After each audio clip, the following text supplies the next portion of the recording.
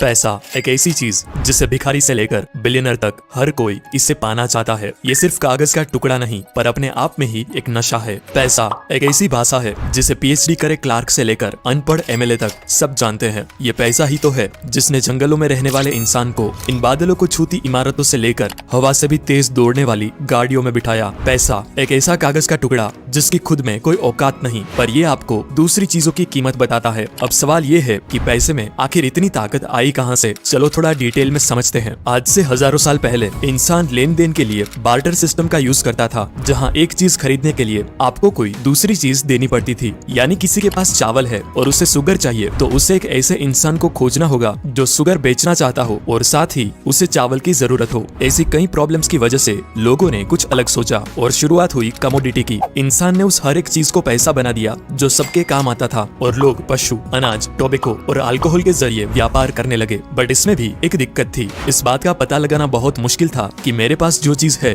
उसकी सही कीमत क्या है। और कमोडिटी वक्त के साथ खराब भी हो जाया करती। खरीदे जानवर मर जाते, अनाज सड़ जाता। अब इंसान को कोई ऐसी चीज चाहिए जो यूनिवर्सल हो और शुरुआत हुई सोने और चांदी से बने सिक्कों की। लेकिन इस दो टांग वाले जीव को इसमें भी प्रॉब्लम थी, क्योंकि वो वजनदार सोने को लेकर घूमना फिरना और साथ ही चोरी का डर। तो कुछ सुनार और दूसरे लोगों ने मिलकर एक उपाय निकाला। उन्होंने लोगों से कहा कि तुम अपना सोना हमारे पास रख दो, हम उसे संभाल कर रखेंगे। बदले में वो सुनार उसे कागज का टुकड़ा दे देता जिसमें लिखा होता कि मेरे पास आपका इतना सोना रखा हुआ है, जिसे IOU कहा जाता। IOU मतलब कि मैं तुम्हारा कर्जदार हूँ, जिसे दिखाकर लोग कभी भी अपना सोना वापस ले जा सकते। सबको ये आइडिया काफी अच्छा लगा और लोगों ने अपना सोना उसके पास रखना स्टार्ट कर दिया। लेकिन फिर कुछ टाइम बाद सुनार लोगों को रियलाइज हुआ कि ये सिस्टम बनाने के बाद ऑलमोस्ट कोई भी इंसान अपना सोना लेने वापस आता ही नहीं और सब बस उस रसीद के जरिए ही व्यापार करने लगे थे, क्योंकि सबको यकीन हो गया था कि रसीद है मतलब सोना भी होगा ही। अब ये चीज समझने के बाद सुनार लोगों को लालच आ गई। अब उनके हाथों से बनी रसीद ही पैसा बन गया था, इसीलिए उन्होंने फर्जी रसीदें बनाना स्टार्ट कर दी।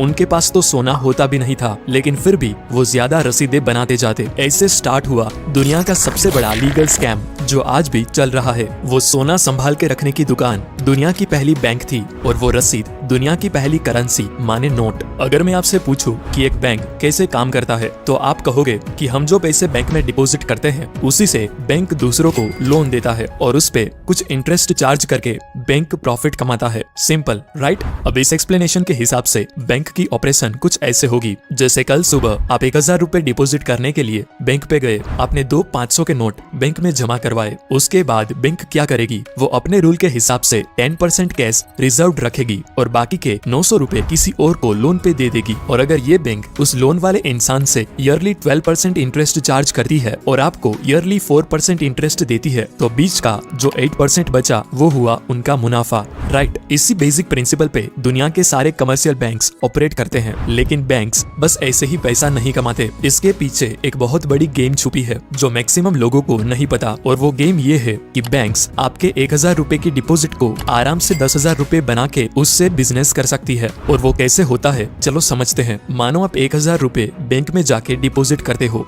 बैंक अपने रूल के हिसाब से 10% कैश रिजर्व रखेगी और बाकी के 900 रुपए किसी को लोन पे दे देगी। पर ध्यान से देखिए यहाँ हुआ क्या। आपको अपने पैसे डिपॉजिट करने के बाद अगर आपका बैलेंस चेक करोगे तो आपको वो ही 1000 रुपए दिखाया जाएगा। और इधर जिस इंसान ने लोन के लिए अप्लाई किया था और बैंक ने उसे लोन दिया वो भी अपना बैलेंस चेक करेगा तो उसको भी 900 रुपए दिखाई देंगे। इसका मतलब आप दोनों के हाथों में 1000 और 900 रुपए की परचेजिंग पावर है, जबकि एक्चुअली उस बैंक के पास बस 1000 रुपए ही कैश है। मतलब उस बैंक ने बस अपने कंप्यूटर पे कुछ नंबर्स टाइप करके मार्केट में एक्स्ट्रा 900 रुपए की करेंसी क्रिएट कर दी, जो कि ऑफ कोर्स वर्चुअल है क्योंकि उसे बैक करने के लिए कोई कैश तो है नहीं। और ये खेल सिर्फ यहाँ खत्म नहीं होता, ये बहुत आगे जाता है। जैसे जिस इंसान ने 900 रुपए का लोन अप्लाई किया था उसने ऐसे ही तो लोन अप्लाई नहीं किया होगा, उसे भी वो 900 रुपए कुछ खरीदने के लिए चाहिए होंगे। और जब ये पैसा खर्च करेगा तो ये पैसा सिंपली उसके अकाउंट से ट्रांसफर होके किसी और के अकाउंट में जाके डिपॉजिट हो जाएगा और बैंक फिर से इस 900 रुपए का 10% रिजर्व रखेगा और बाकी के 810 रुपए फिर से किसी और को लोन पे दे देगा। ऐसा करते करते एक बैंक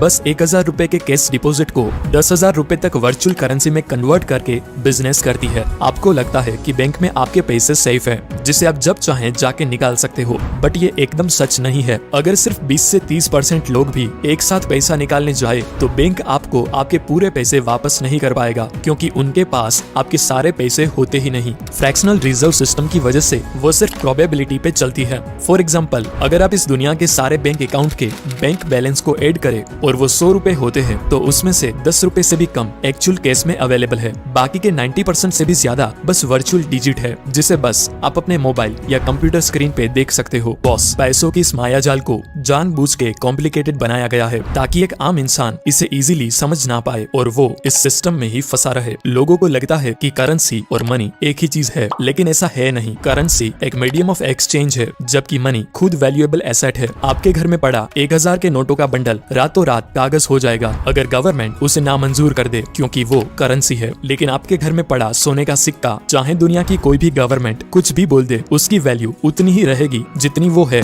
देखो बॉस, दूसरे इन्फ्लुएंसर्स आपको जो भी बोले कि गोल्ड बॉन्ड्स खरीदो, डिजिटल गोल्ड लो, गोल्ड के ETF में पैसा लगाओ, ये करो वो करो, वरना फलाना टैक्स लगेगा, ठिकाना टैक्स लगेगा, मैं कहूंगा रियल गोल्ड भी खरीदो, क्योंकि लाइफ के कुछ डिसीजंस टैक्स के आधार पर नहीं लिए जाते। अब आपके पास कहां 500,000 करोड़ है कि आपको 2-4% टैक्स की भी फिक्र करनी पड़े। और सच तो ये है कि पेंडेमिक के टाइम रियल माल ही काम आता है। आप किसी को अपना गोल्ड बॉन्ड का सर्टिफिकेट दिखा के पूरे साल का राशन नहीं खरीद सकते, लेकिन घर में पड़े सोने का एक छोटा सा हिस्सा फेंक के पूरे साल का बंदोबस्त किया जा सकता है। ये कागज सिर्फ भरोसा है और भरोसे पे ही दुनिया कायम है।